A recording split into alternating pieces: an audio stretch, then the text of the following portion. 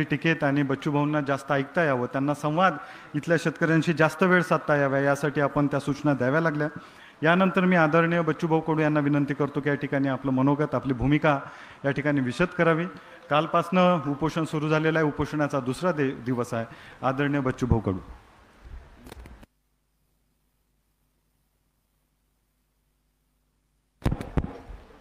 काय लाऊडस्पीकर होते. भारत मातेला विनम्र अभिवादन करतो. राकेश भाई तिकीटसाठी एकदा जोरानं टाळ्या वाजवा. आप दिल्ली से यहाँ आए हो और इस आंदोलन को और बहुत मजबूत बनाया है. आप आने से ही उसको मजबूती आ गई है, इसलिए मैं आपका आभार मानता हूँ, धन्यवाद भी देता हूँ.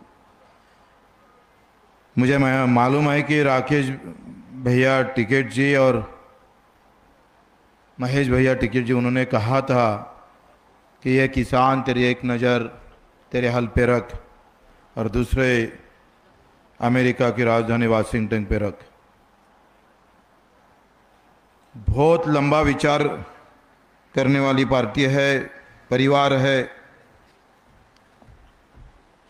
कुछ लोग आमदार के बाद उसका बेटा आमदार होता है, उसका और बेटा आमदार होता है, लेकिन ये भारत के ऐसे परिवार है जो किसान के लिए जाने के बाद भी, महेंद्र सिंह के बाद भी राकेश जी टिकैत भैया पूरे देश के किसान के लिए एक आंदोलन, एक सच्चा नेता पूरे भारतवर्ष को दिया है. अभी हमारे नलौड़ी साहब ने जो कहा कि कुछ बातें ना करें, लेकिन हम दिव्यांगों का आंदोलन चला रहे थे, 20 साल से उसको चलाया. कम से कम जिसको पैर नहीं, हाथ नहीं, आँख नहीं, जो सुन नहीं सकता, उनके लिए मैंने 20 साल काम 200 गुने दाखिल कर दिए. और फिर इन लोगों को न्याय मिलने के लिए हमने पहली मांग रखी थी, दिव्यांग मंत्रालय निर्माण होना चाहिए. और जब सरकार बदली तब उन्होंने कहा कि पहले 15 दिन के अंदर हम दिव्यांग मंत्रालय देंगे. मैंने सोचा हम बदलाव जरूर होंगे, लेकिन हमारी मांग अगर आने वाली सरकार करती है तो क्यों ना थोड़ा उनके लिए अपन ने हाँ करना चाहिए. और हमने हाँ किया और दिव्यांग मंत्रालय देश के अंदर पहली बार स्थापित महाराष्ट्र में. हमने खुद के लिए नहीं किया है, हमने खुद के लिए सोचा भी नहीं उसके बारे में. हमने सोचा कि जिसके पास, जिसको पैर नहीं, हाथ नहीं, वो देख नहीं सकता, उनके लिए अगर कुछ होता है, आगे पीछे होता है, उसको संभाल लेंगे अपन, उसको संभाल कर और आगे जाएंगे. लेकिन इन लोगों को अगर दिव्यांग मंत्रालय मिल जाता है, क्योंकि इनके लिए कोई लड़ता नहीं, इनके वोट भी उतने नहीं होते हैं. एक गांव में 5-6 लोग होते हैं, पूरे देश के अंदर ज़्यादा से ज़्यादा 7-8 करोड़ लोग होंगे. और इनके लिए फिर अगर हम सोचे कि भाई हम ऐसा निर्णय क्यों लिए, कि अगर लिया तो लोग क्या बोलेंगे, ऐसे अगर दुधा मनस्थिति में थे हम कि नहीं देना चाहिए अपन ने ये सब. लेकिन हमने हम सब हमारे दिव्यांग भाई को पूछा. मैंने दिल्ली में भी आंदोलन किया था इनका, हम महाराष्ट्र सदन पूरा घेर लिया था, पूरा सदन हमने ताबे में लिया था. तब वहाँ के सामाजिक न्याय मंत्री हमारे पास आए थे, तब जाके 2016 का कायदा पारित हो गया. इसलिए कोई जानबूझकर, हमारे खुद के लिए गलती नहीं है, हम ऐसी गलती जानबूझकर और हमारे खुद के लिए जिस दिन बच्चू कडू करेगा उस दिन बच्चू कडू दुनिया में नहीं रहेगा, ये आपको बताता हूँ. देखो अभी ये किसान की लड़ाई है. महाराष्ट्र में तो मराठा वर्सेस ओबीसी, हमारे कुछ नेताओं ने इस तरह से दिमाग में डाल दिया है किसानों के. एक तरफ जात का फंडा लगा रहा है, दूसरी तरफ धर्म का झंडा हाथ में दिया है. और ऐसे दुधा अवस्था में किसान में किस तरफ जाना चाहिए, क्योंकि अभी किसान रहा नहीं. पहले मराठी में ऐसे बोलते कि काय म्हणते, इळा पिढीचं काय, इळा पिळा जाऊ दे, बड़ी सा राज्य येऊ दे. अब बड़ी नहीं रखेंगे, किसान ही नहीं रखने वाले. राजनीति दल तो ऐसा कर रहा है कि वो किसान को रखना नहीं चाहते. कोई किसान बोल के आगे आना ही नहीं चाहिए. मांग तो बहुत दूर की बात है. अभी हमारे दिमाग में कोई तेली है, कोई मराठा है, कोई माड़ी है, कोई और बौद्ध है, कोई मुसलमान है, कोई हिंदू है, ये हमारे दिमाग के किसान के दिमाग में डाल दिया. वो किसान रहा कहाँ? कहीं गांव में जाओ, कहीं कोई राष्ट्रवादी पार्टी का किसान मिलता है, कोई भाजपा का किसान मिलता है, कहीं जाए तो कांग्रेस का किसान मिलता है, अलग अलग पार्टी का किसान मिलता है। एक तो हमको ऐसा किसान मिला, अरे बोले 2000 3000 भी भाव मिले सोयाबीन को तो क्या तकलीफ है, पार्टी हमारी है, थोड़ा सहन करना पड़ेगा। किसान है लेकिन पार्टी का है, वो सत्ता के बाजू में बोलना चाहता है, वो बोलता है जो भी कर रहा है वो ठीक है क्योंकि पार्टी हमारी है, इसलिए किसान महत्वपूर्ण नहीं होता। मैं हमेशा बोलते रहता हूं सभा के अंदर कि बाप मर गया तो भी बेहतर, लेकिन नेता नहीं मरना चाहिए। ये जो मानसिकता है उसको हटाना पड़ेगा, फिर जाके किसान आगे चलेगा। क्योंकि अभी हमारे दिमाग में वही हर जगह, हर गांव अगर गए तो जात और धर्म इतना डाल दिया। 15 साल बीजेपी भारतीय जनता पार्टी पूरे सत्ता में है, लेकिन वही उसके कार्यकर्ता बोलते हैं अभी हिंदू खतरे में है। अगर तेरी पार्टी अगर 15 साल में है तो भी अगर हिंदू खतरे में है तो ऐसी क्या मुसीबत है तेरे पार्टी को जो हिंदू को बचा नहीं सकती। यह सब गुमराह करने की बात चल रही है। और इसीलिए मुझे ऐसा लगता है कि हम अन्न त्याग आंदोलन मैंने रायगढ़ के पीछे भी वहां भी किया था जब सीएम की बैठक हुई, और बाद में और यह आंदोलन शुरू किया। ये इसीलिए किया कि लोगों को भी लगना चाहिए कि भाई हमारे लिए कुछ, हमारा नेता कुछ गंवाने को तैयार है, कुछ खोने को तैयार है। इसीलिए इसकी शुरुआत अन्न त्याग से होंगी और अभी गांधीगिरी से आंदोलन होगा, आगे वाला आंदोलन भगत सिंह गिरी से होगा। तोड़ के रख देंगे सबको, जितना तोड़ना है उतना तोड़ के रखेंगे।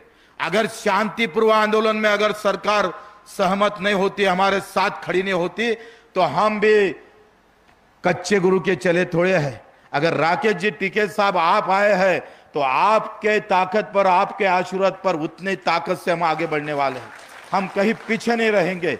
यहां धर्मवीर संभाजी राजे का फोटो लगा है, बाद में भगत सिंह का फोटो लगा है, और जिस धरती पे खड़े हैं वो तुकडोजी महाराज की धरती है, जिन्होंने अपने किताब के पहले पन्ने पे किसान का फोटो लगा है। इसीलिए यहां से आंदोलन हमने शुरू किया है।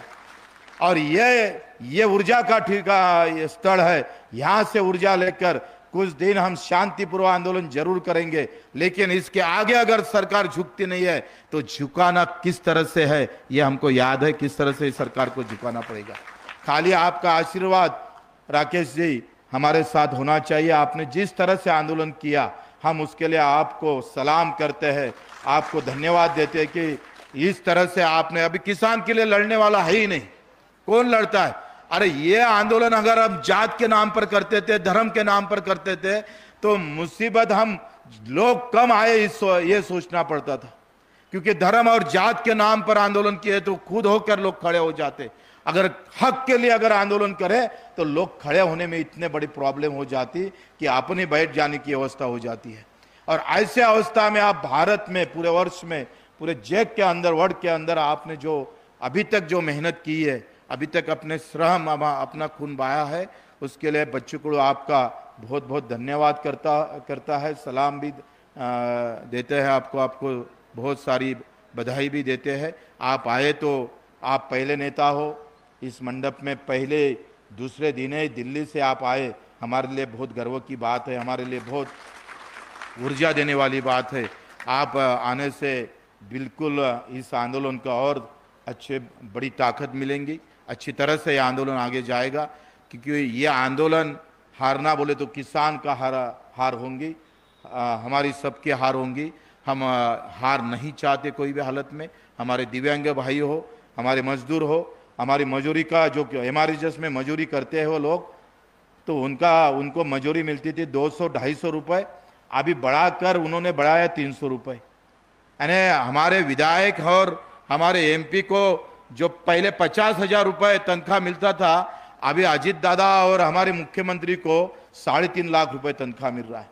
इनके जो पगार में बढ़त हो गई है वो 950% तक आगे पहुंची है। और हमारे किसान के फसल की जो बढ़त मिली है वो पीछे गई है।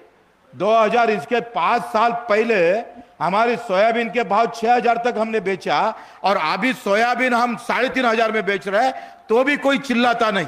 दुख इस बात का है कि भाव कम मिले इससे ज्यादा दुख है। कोई किसान चिल्लाने को तैयार नहीं, आगे उठाने आगे अगर कोई बड़ी बात करने को तैयार नहीं, ये सबसे बड़ी मुसीबत है। और इसीलिए मैं बोल रहा हूं कि मांग महात्मे की बात है।